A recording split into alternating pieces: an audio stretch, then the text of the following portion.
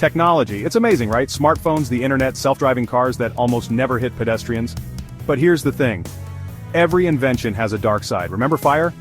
Great for toasting marshmallows, not so great for burning down your neighbor's village. Technology is the same. It can connect us, inform us, and even save lives. But it can also be used to spy on us, manipulate us, and even control us.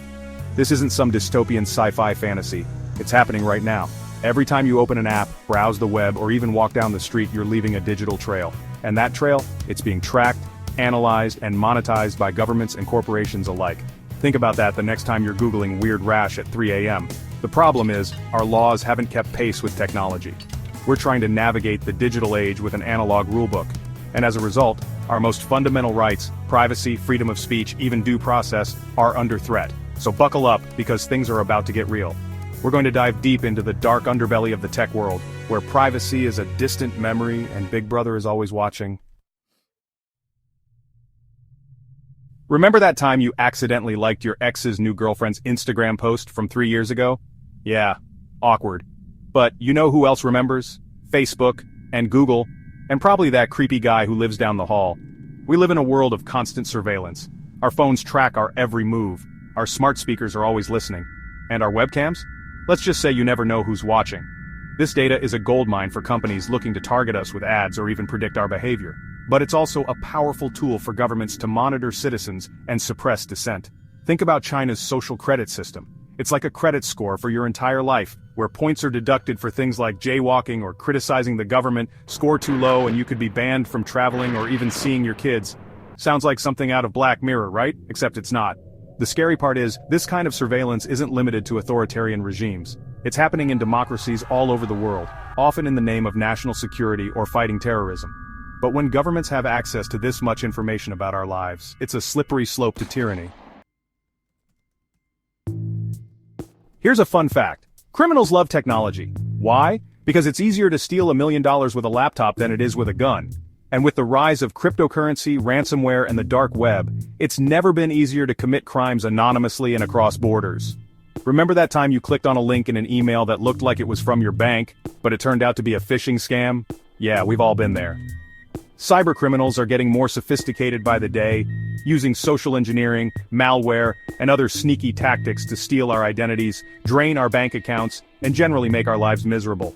And it's not just individuals who are at risk. Hospitals, banks, even governments are vulnerable to cyber attacks. Remember the WannaCry ransomware attack in 2017? It crippled hospitals and businesses around the world, costing billions of dollars in damages.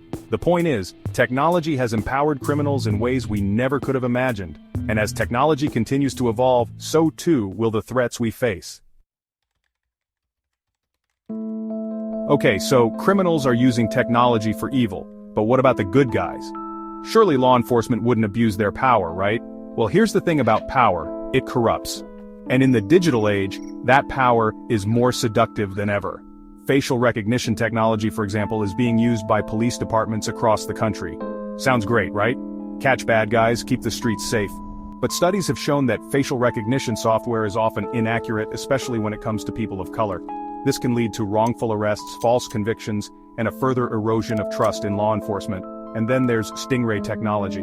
These devices, used by police to track cell phone locations, are basically fake cell phone towers that trick your phone into giving up its location data. The problem is they don't just collect data from the suspect's phone, they scoop up information from every phone in the vicinity, including innocent bystanders. Talk about an invasion of privacy. The point is, technology gives law enforcement unprecedented power to monitor and control our lives. And without proper oversight and accountability, that power can easily be abused. Section 5. The Patriot Act, Trading Liberty for Security. Remember 9/11? Of course you do. It was a day that changed the world forever. But it also changed America, and not necessarily for the better. In the wake of the attacks, the US government passed the Patriot Act, a sweeping piece of legislation that dramatically expanded the government's surveillance powers. The Patriot Act was sold to the American people as a necessary tool to fight terrorism, but it came at a steep price: our civil liberties. The law weakened judicial oversight of surveillance, made it easier for the government to obtain personal information without a warrant, and blurred the lines between domestic law enforcement and foreign intelligence gathering.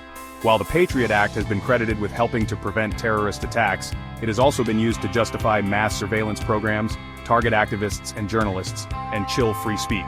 The question is, how much freedom are we willing to sacrifice in the name of security? Section 6. The chilling effect, public distrust and the erosion of freedom. Here's the thing about living in a surveillance state, it makes people paranoid, and when people are paranoid, they self-censor. They're less likely to speak out against the government, less likely to engage in political activism, and less likely to exercise their rights. This is what's known as the chilling effect, and it's one of the most insidious consequences of government surveillance. Think about it. If you knew the government was watching your every move, reading your emails, and listening to your phone calls, would you feel comfortable criticizing the government? Probably not, and that's exactly the point. Surveillance creates a climate of fear and self-censorship, which ultimately erodes democracy itself. But it's not just government surveillance that's to blame. Corporations are also collecting vast amounts of data on our online activities, our shopping habits, and even our movements. This data can be used to manipulate us, exploit us, and even discriminate against us. Section 7. Fighting back, the role of regulation and oversight. So what can we do about all this? Well, the first step is to admit we have a problem. We need to acknowledge that technology is a double-edged sword, and that the erosion of privacy is a serious threat to our freedoms.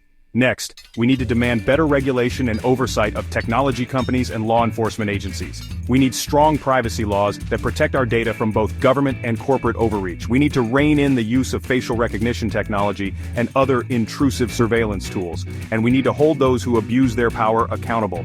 This isn't about being anti-technology, it's about using technology responsibly and ethically. It's about finding a balance between security and freedom, between innovation and privacy.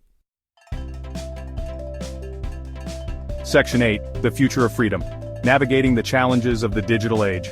The digital age presents us with both unprecedented opportunities and unprecedented challenges. We have access to more information than ever before, we can connect with people all over the world, and we can use technology to solve some of the world's most pressing problems. But we also face the very real threat of a future where our every move is tracked, our every thought is monitored, and our freedoms are slowly eroded away. The choices we make today will determine what kind of future we create. The good news is, it's not too late to change course. We can demand better from our elected officials, we can support organizations fighting for our digital rights, and we can educate ourselves and others about the importance of privacy and freedom in the digital age. Section 9. A call to action, protecting our rights in a tech-driven world. This isn't someone else's problem, this is our problem. The erosion of privacy, the abuse of surveillance technology, the chilling effect on free speech, these are issues that affect all of us. We can't afford to be passive observers. We need to get informed, get involved, and make our voices heard. We need to demand that our governments and our technology companies respect our fundamental rights. The future of freedom depends on it. So let's get to work.